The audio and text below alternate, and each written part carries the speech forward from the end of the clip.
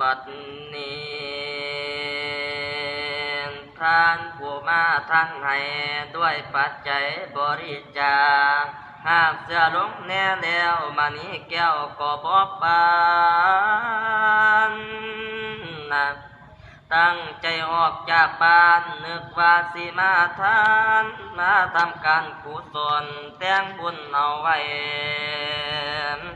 เปลี่ยนบันไดไปภายหน้าศาสสิมาให้มุนมังด้วยกุศลในครั้งนี้เป็นน้ำคุ้มก่อกวนรวมหมดญาติพี่น้องทุกภาคส่วนมาในงานสร้างของการกุศลแต่ละคนมาอมเตาบางคนหน้าท่านเขาโพสนังตอกแต่งมีตั้งต้มแดกแกง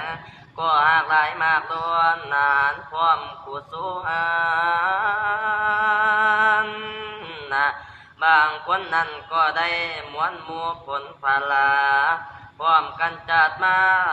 แต่งผ้าพุ่นดนมีมากจองมาไก่พร้อมหนาวกันจังเวอมีกองหวานและสมขนมพร้อมกุศลแนวยังบ่แล้วเท่านั้นมีทางซอดวงมาลาพร้อมกันมาจนแซมเสื่นสมน้อมปุ่มทานมาทานวันนี้ให้มีบุญนุ่มหัวอานิสงส์ก็เกลือความเก่ากุศลคุณนะขอให้เจ้ารอดพ้นสัพพะทุกข์ทั้งปวงอย่ามีมันมากกว่างกองทั้งเที่ยวลันจงพากันสนุกสร้างกุศลผลบุญตุกเศร้ากรรมอย่ามีกรรมเดือดร้อนเงินเจ้าอังกระเป๋าขันเจ้ามีลูกเจ้าให้ประเสริฐมีบุญได้เพิ่งคุณทั้งหมดนอโพธิยันกวาง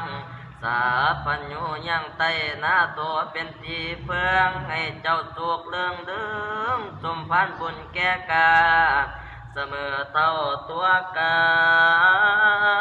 นนะอยู่ตัวพันนั้นในสมดังใจหมายวันนาใจเปียวเฝ้าดังดาวดิ่งฟ้าสัวกระเจินตำล้ำด้วยโรคาเอินนางฟ้าราชให้เจ้ากำลังความเก่งแก่นแก่นกาสตาเจ้าว่าสู่คนเทละนามสา